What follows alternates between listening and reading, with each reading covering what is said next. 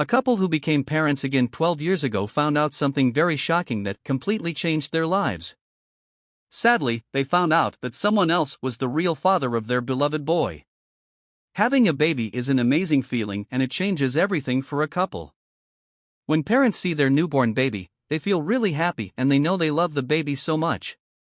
When you hold a small baby, it feels really special and makes moms and dads feel complete. Donna and Vanner Johnson were married and had 2 kids. They lived happily in Salt Lake City, Utah.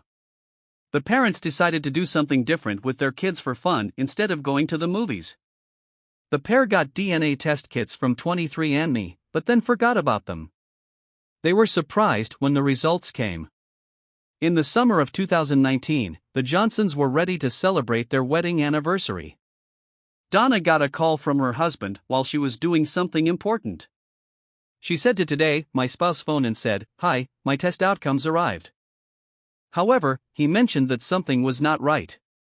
Afterwards, the Johnson family took a seat and looked closely at the DNA results. The test showed that the youngest son's relatives didn't look like the rest of the family. The couple was surprised when they saw unknown written for the father while mother was listed for Donna. At first, Donna and Vanner believed that it was an error. The parents knew their sons had different personalities, but they never thought about their genetics until they did a DNA test as a fun activity. Donna saw something strange when she checked the results again.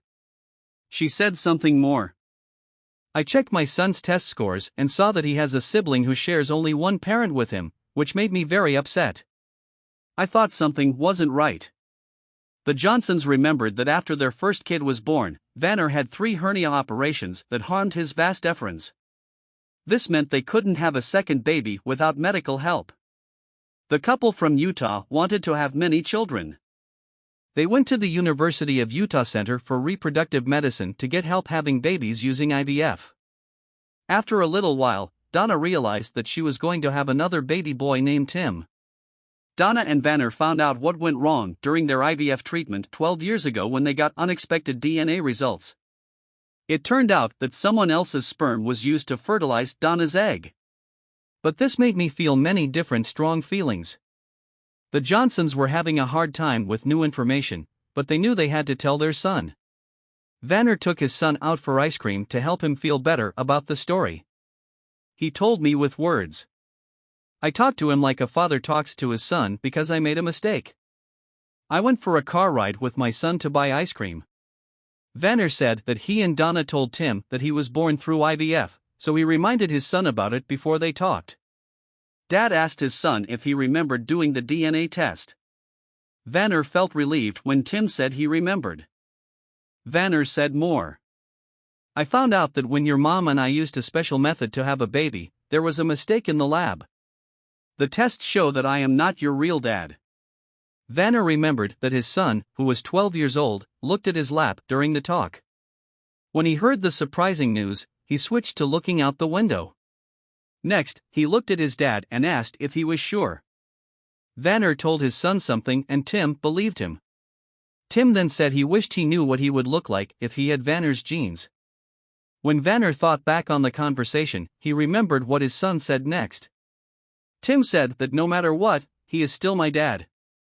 I said, "Yes, I am. I will always be your father." The Johnsons saw that their son needed a few weeks to understand the information.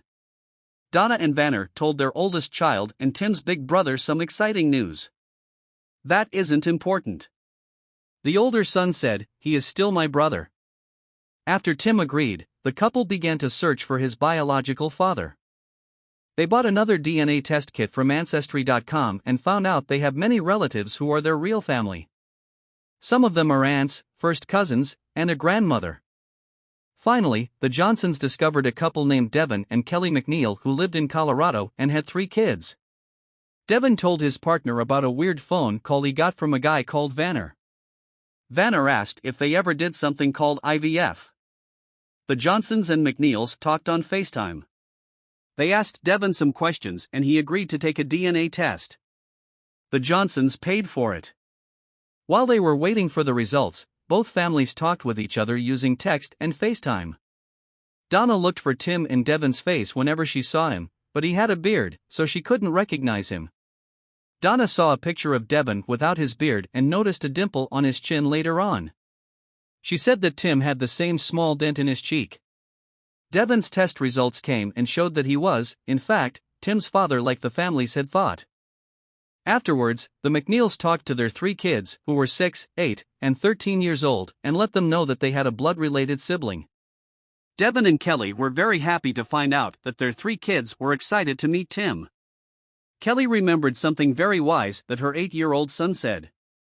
She said, "He said that he saw on a cartoon that sometimes in life you don't get what you want, but the best thing is just being alive." I remember thinking that we should write it down because our kid just taught us something important. The Daily Mail said that both pairs are suing the Utah clinic to get paid for the harm done to them. They kept talking nicely, but still feel hurt from the surprising news. Tim is Vanner's child. It was a hard and tiring experience for Tim, Donna, and the McNeils. We don't want any other families to go through the same thing.